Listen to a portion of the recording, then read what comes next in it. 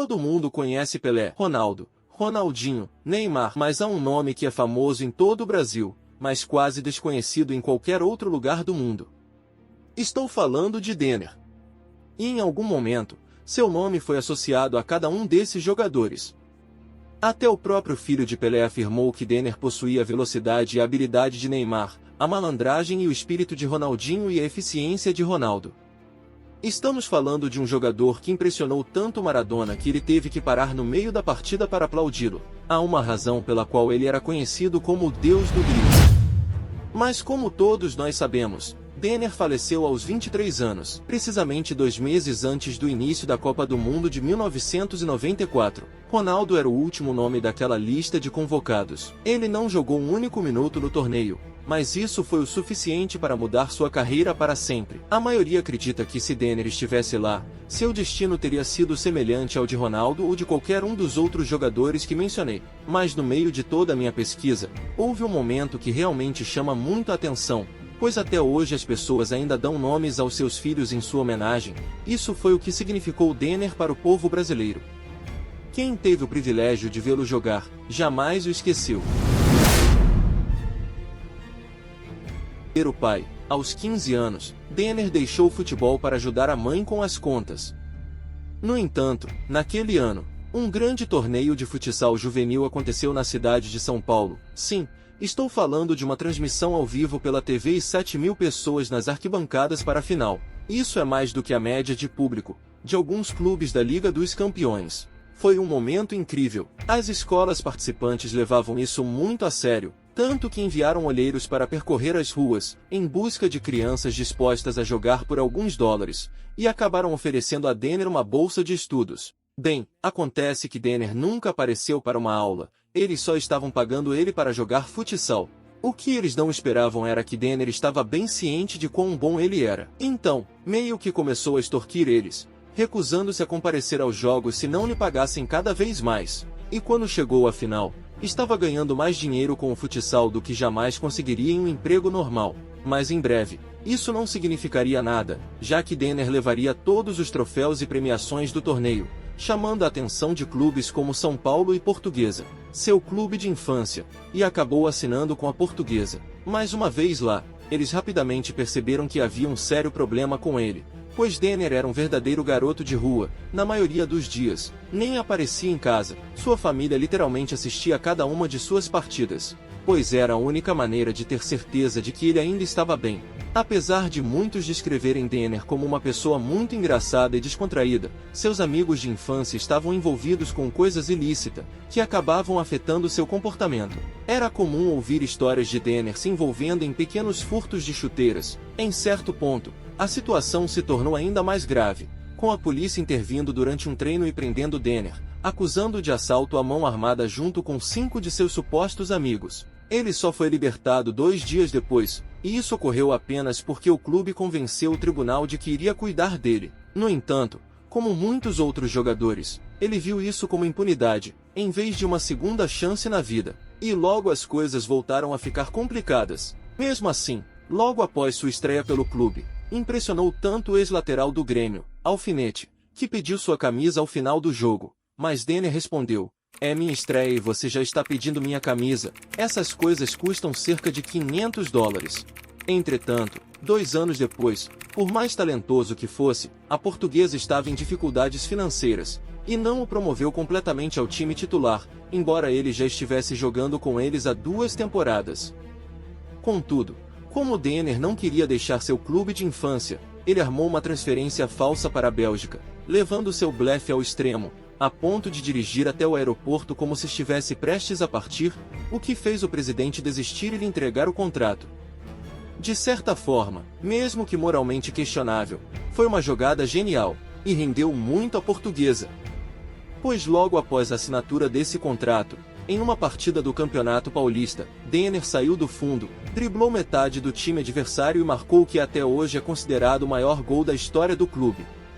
No entanto, logo após esse feito, um de seus companheiros olhou para ele e perguntou: "O que diabos você acabou de fazer?" E Denner simplesmente respondeu: "Pare de ser bobo, eu faço gols assim em todos os treinos." Depois de provar que estava certo, com muitas atuações lendárias, foi convocado para a seleção brasileira. Em sua estreia, Denner estava tão ansioso para entrar em campo, que acabou correndo para dentro antes que o outro jogador saísse de campo, sendo forçado pelo árbitro a repetir todo o processo. Apesar de ter ficado apenas 6 minutos em campo, ele entrou, se destacou e iniciou o contra-ataque que permitiu ao Brasil empatar a partida. Foi um começo muito promissor, mas logo depois, Denner perdeu uma das maiores partidas da temporada, depois de se machucar ao tentar fazer acrobacias em sua motocicleta. E a mídia começou a persegui-lo, o que só piorou quando a seleção sub-23 do Brasil não conseguiu a classificação para os Jogos Olímpicos, com Denner sendo culpado pelo fracasso. Ele era visto como líder de um time que incluía jogadores como Cafu e Roberto Carlos, e por mais injusto que fosse seu tratamento, era também uma prova de sua grandeza. Certa vez, na véspera de um jogo contra o Santos, ninguém conseguiu encontrá-lo. Todos estavam preocupados, o técnico já estava montando um novo plano de jogo, considerando sua ausência. Algumas horas antes da partida, ele apareceu como se nada tivesse acontecido. Entrou em campo, mas parecia não estar presente. No intervalo, estavam perdendo por 2-0 e a ponto de um de seus companheiros dizer: "Eu tinha certeza que era isso, íamos levar uma goleada de 8-0 do Santos." No vestiário, o técnico ficou furioso com Denner, culpando por tudo e dizendo que ele seria substituído. Mas então, Denner olhou-o nos olhos e disse: "Não vou sair. Vou entrar naquele campo, e sou eu quem diz quando o jogo termina." Assim que ele terminou a frase, todo o vestiário ficou em silêncio, sentindo que algo grande estava prestes a acontecer. Cerca de meia hora depois, Denner marcou o gol que levou a Portuguesa 3-2, mas não foi suficiente. Então, ele conseguiu a bola, driblou o primeiro zagueiro, deixou o segundo na saudade e chutou após passar pelo goleiro. Foi uma obra-prima. Quando o apito final soou, ele se virou para os companheiros e disse: "Eu disse o que eu disse. Eu sou o Denner. Todos aqui devem entender isso. Eu sou o Denner." Em outras palavras, ele queria que soubessem quem ele era. Apesar de suas performances impressionantes, Denner continuava a atrair a atenção com sua personalidade rebelde. No ano seguinte, ele chegou ao treino em um carro cheio de buracos de balas, e foi pego escondendo uma lâmina na meia, enquanto supostamente planejava atacar um de seus companheiros de equipe. Como um jornal o descreveu, ele era um vagabundo brilhante. Mesmo sendo um dos jogadores mais famosos do país, essa fama acabou custando-lhe uma vaga na seleção. No entanto, vozes como a do bicampeão mundial, Pepe, afirmavam que ele merecia mais chances na seleção. Afinal, em termos de talento bruto, nenhum jogador chegou tão perto do Pelé. Tornou-se cada vez mais evidente que Denner precisava se recompor, e o primeiro passo era se afastar de sua cidade natal e de seus velhos amigos. Assim, ele negociou com o Grêmio, um sonho antigo, e fechou um acordo para um empréstimo de 3 meses. Tudo correu bem, com a conquista do Campeonato Gaúcho, mas a reputação de Denner cresceu ainda mais. Quando retornou à Portuguesa, a situação financeira do clube havia piorado. Seu contrato estava próximo do fim, e eles simplesmente não tinham recursos para comprá-lo. Como disse certa vez o presidente da Portuguesa, estávamos chegando a um ponto em que ele quase ganhava mais sozinho do que todos os seus companheiros de equipe juntos. Estávamos tão desesperados que, em certo momento, meio brincando, meio sério, sugeri ceder o estádio em nome dele. Ele seria o dono de tudo isso. Percebemos que era impossível mantê-lo aqui por muito mais tempo. E foi nesse ponto que Denner fez uma pequena sugestão que mudou o curso de sua vida. Ele concordaria em renovar seu contrato, desde que o clube conseguisse para ele um Mitsubishi Eclipse como bônus de assinatura. Pode parecer um pedido insignificante agora, mas na época era extremamente difícil importar carros para o Brasil, devido a leis muito rígidas. Então conseguir um era como encontrar uma agulha em um palheiro. Quando Denner finalmente conseguiu o carro, era um dos poucos no país. Para onde quer que ele fosse com a sua nave espacial, como gostava de chamá-lo, as pessoas reconheciam a pintura branca com Denner 10 na placa, e sabiam quem era. Mal sabiam que aquele carro daria o fim à sua história. Enquanto tudo isso acontecia em São Paulo, algo estava se desenrolando no Rio de Janeiro que selaria seu destino. Em 1989, Eurico Miranda tornou-se diretor de futebol da seleção brasileira, levando-os à vitória na Copa América, depois de 40 anos. No entanto, um ano depois, ele já havia saído. O problema era simples: ele também era vice-presidente do Vasco, e se recusava a abrir mão do cargo. Paralelamente, Jair Pereira, técnico que levou o Brasil a 2 Copas do Mundo Sub-20, foi demitido do Atlético após uma briga com o presidente.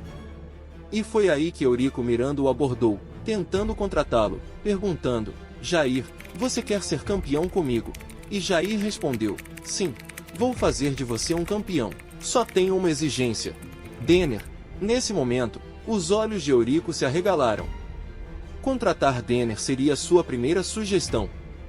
E para Denner, desesperado para consertar seus erros e garantir uma vaga na Copa do Mundo de 1994, juntar-se ao Vasco foi a jogada perfeita. Ele estava recebendo a exposição de um dos maiores times do Brasil, ao mesmo tempo em que conseguiria se afastar de sua cidade natal e limpar sua imagem, atendendo aos desejos de 2 homens, que tinham grande influência sobre a seleção nacional. Pela primeira vez, ele estava fazendo o movimento certo. Ou pelo menos foi o que todos pensaram. Sua estreia contra o News Old Boys é, sem dúvida, a partida mais icônica de toda a sua carreira. Naquele dia, o foco deveria estar em Maradona. Era seu primeiro jogo de volta depois de ficar lesionado por alguns meses. Mas Denner tinha outros planos. 6 minutos depois, Denner pegou a bola e passou por 5 jogadores e quase marcou um gol. Maradona, no início da partida, já balançava a cabeça em descrença. E Denner praticamente não parou até ser substituído. Ele foi tão incrível que, no dia seguinte, até os jornais argentinos colocaram Denner na capa. Mas nada foi mais chocante do que quando Maradona surpreendeu todo o elenco do Vasco, invadindo o vestiário perguntando pelo garoto. Maradona queria apertar sua mão. No momento em que Diego saiu, Denner continuou provocando seus amigos. Maradona já pediu para conhecê-lo? Acho que não. 3 anos depois, quando seu companheiro de equipe, Ricardo Rocha, acabou ingressando no News, as pessoas ainda falavam daquele menino que mostrou a Maradona como se faz. Era especialmente irônico que um jogo sem gols acabasse sendo o mais marcante de sua carreira. Quer dizer, Denner ficou literalmente famoso por dizer que, às vezes, o drible é mais bonito que o gol. Apesar disso, nos meses seguintes no Vasco, Denner esteve em sua melhor forma de todos os tempos, tanto que, no final, a torcida começou a gritar: é Cafuné, é Cafuné. Denner é uma mistura de Garrincha e Pelé. No entanto, o que ninguém assistiu naquela época foi que durante esse período, Denner estava passando por um dos momentos mais difíceis de sua vida. Apesar de ter 3 filhos, Denner nunca realmente se casou-se com ela e foi totalmente franco sobre o fato de estar namorando outras mulheres.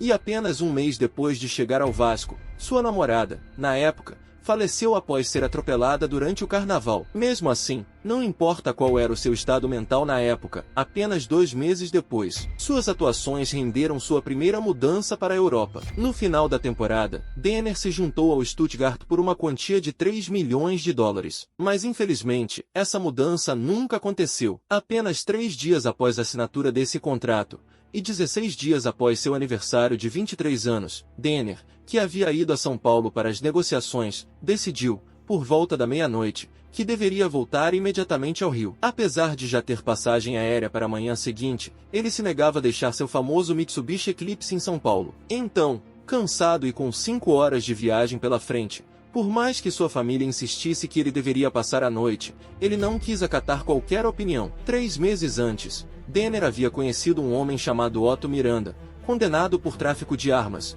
envolvido com coisas ilícitas e amigo pessoal de Romário e Edmundo. Mais uma vez, Denner escolheu mal suas amizades e convidou Otto para ir com ele para São Paulo. Naquele dia, não importava o que a família de Denner dissesse. Otto insistia repetidamente que eles poderiam se revezar para dormir enquanto o outro dirigia o carro e assim foi. Antes de sair, Denner pegou seu telefone e ligou para um de seus melhores amigos, Edinho, goleiro do Santos, e quando Denner ligou ele parecia estranho, dizendo a Edinho o quanto o amava, parecendo ser uma despedida. Por volta de 5h15 da madrugada de 19 de abril, o seu carro, dirigido pelo amigo Otto Gomes Miranda, perdeu a direção e chocou-se com uma árvore na Lagoa Rodrigo de Freitas, quase em frente ao Clube Naval Piraquê. Denner, que viajava dormindo no banco do carona, foi asfixiado pelo cinto de segurança e ainda bateu com a cabeça no teto do carro, segundo a perícia, que concluiu que o carro estava na 5ª marcha, em alta velocidade. E meses após o acidente, Um laudo policial confirmou que Otto havia dormido ao volante, causando o acidente. Se você chegou até aqui e gostou do conteúdo, já curta, comente e compartilhe esse vídeo. Se não for inscrito, já se inscreva no canal e ative o sininho das notificações. Obrigado e até o próximo vídeo.